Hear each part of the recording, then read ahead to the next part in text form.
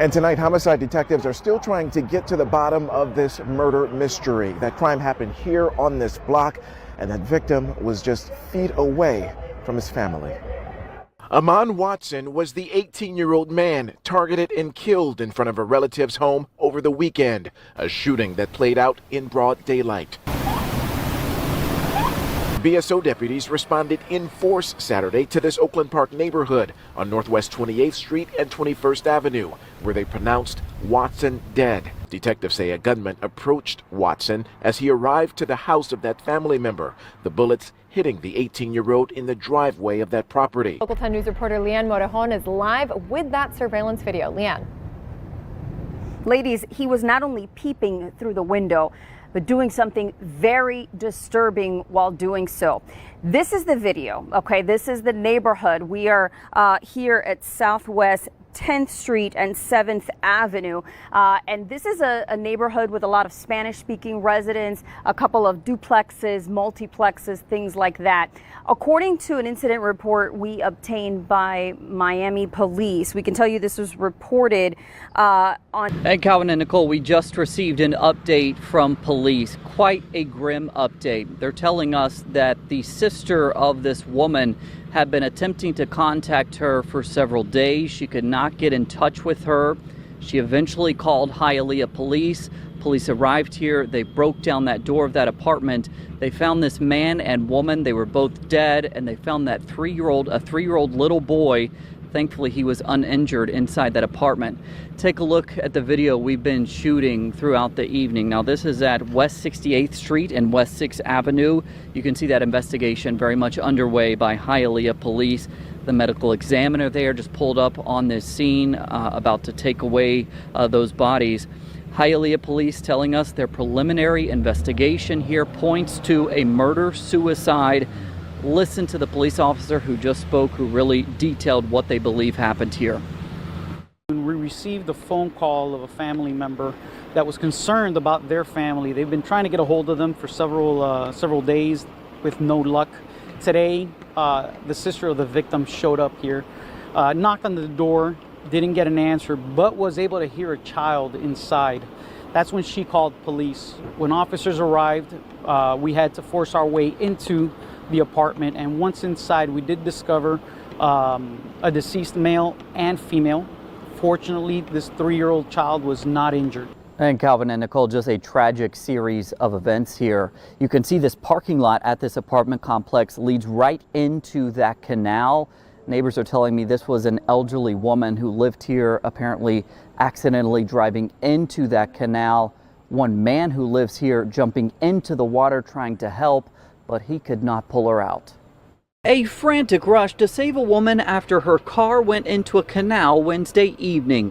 A man witnessing it all, rushing into the water to attempt to save that woman. He preferred not to appear on camera. That man's daughter witnessed it as well, desperately dialing 911 as her dad ran into the water and attempted to get to the woman. So I went there to grab the phone so that he could get in the water. And all I remember is the lady just asking for help. Witnesses say that car was in the water for about 10 minutes before rescue crews arrived. That's right, Calvin. This has been a hot topic for the last year and a half. Where will this new incinerator go? Miami-Dade County Mayor Daniela Levine Cava held a town hall earlier this evening here in Doral, where she spoke to members of the community. She says she wants to be transparent with them, keep them posted every step of the way. And members of the community had a chance to talk to her and express their opinions and concerns. Town hall trash talk. Since we know that the children of this community don't want it in their backyard, I assume that the children from the other community are not going to want it in their backyard either. So we will use every avenue possible to protect our kids. Cannot exist without your environment. After a massive fire burned Miami-Dade's incinerator in Doral in early 2023, questions remain. What will be done about the waste, and where will the new facility be built? Miami-Dade County Mayor Daniela Levine Cava holding a town hall in Doral Monday night. Live in Fort Lauderdale with the details. Cody. Calvin and Nicole, a major investment here. As you said, there are $8 million going to Miami-Dade County to support infrastructure projects related to Miami Freedom Park, that new soccer stadium down in Miami for Inter Miami. The governor just finished speaking a few minutes ago. Take a look at that. He was here with the lieutenant governor. We also heard from Commerce Secretary Alex Kelly. Now, these millions of dollars, they're going to be used to construct what they were calling today the Miami Freedom Park Drive.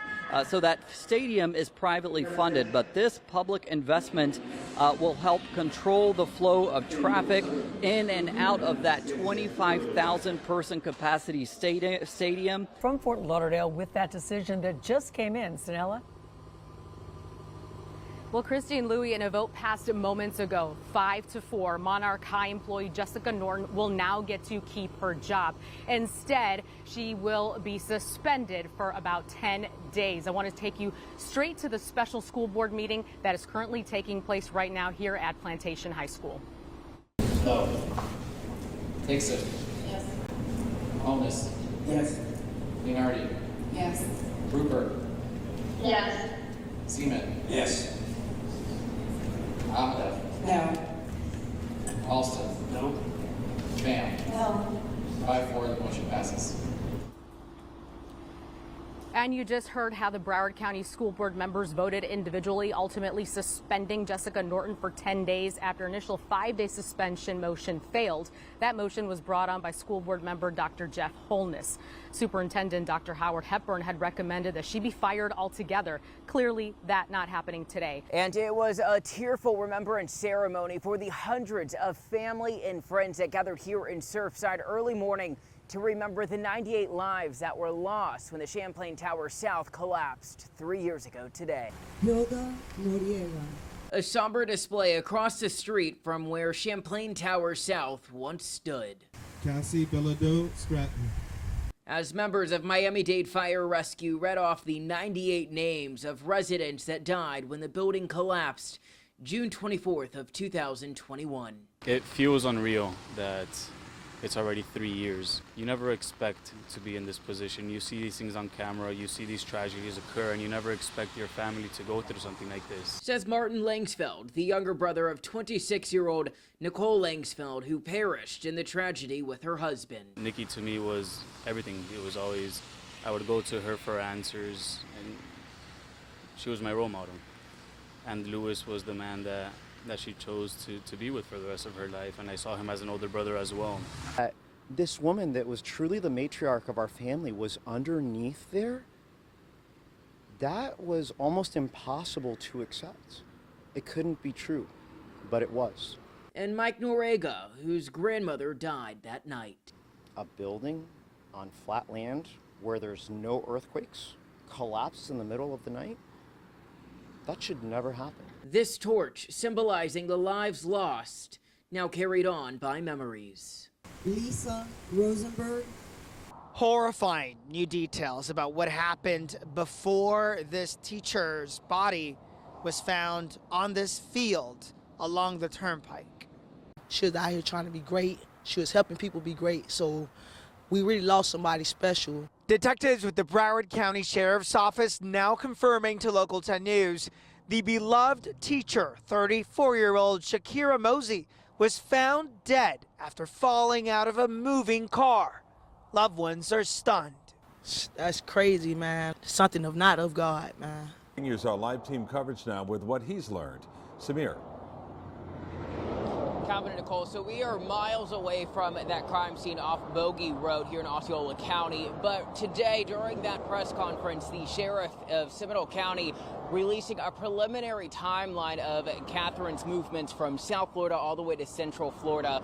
But I want to go ahead and take you now to some crime scene video we have obtained. This, of course, taken today, as I mentioned, on that crime scene off Bogey Road. Now, this was taken today. Of course, the incident happened yesterday, believed to be around 7 p.m. We know this vehicle, if for some reason missed this curve here behind me, slamming into that guardrail and then careening into this canal. Palm Beach County Sheriff's deputies on this scene several hours Tuesday morning investigating this, and we now know the National Transportation Safety Board is looking into it as well. 3-year-old Rilo Yancey was doing what most toddlers love to do, playing at a park on a children's slide, when gunfire erupted nearby, and that toddler was hit. A bullet hole through that slide is now marked as evidence. They started playing with our prices. They started in $3K, they lowered it down to $1,500, and then eventually went down to like $700. She says they eventually settled on $800, adding she believes the company was price gouging during a time of need. Residents on edge. I'm a bit surprised. It's quiet around here. It's surprising to me. Local 10 obtaining this dramatic video showing the moment an alleged carjacking took a terrifying turn. You see these two men talking when the guy in the black hoodie walks up behind the unknowing resident as he goes to his mailbox.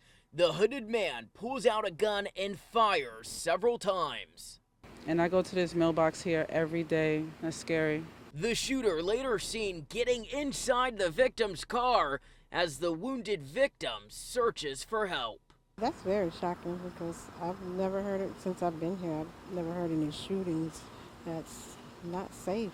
According to Miami-Dade police, shortly after 4:30 Wednesday evening, they received reports of a shooting following a carjacking.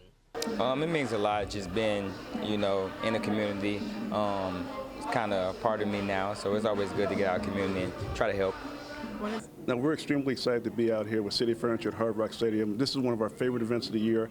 We have the opportunity to give kids 160 beds leading into the school because everyone knows to have a good night's sleep is important for your education, important for your attitude, and important for delivering hope. This is an opportunity for the children to get a surprise and at the same time just get out after a 2-year, lockdown. Very appreciative of the North Miami Beach Police Athletic League. We learned about the program through them, and they gave all the children an opportunity, and very humble and appreciative.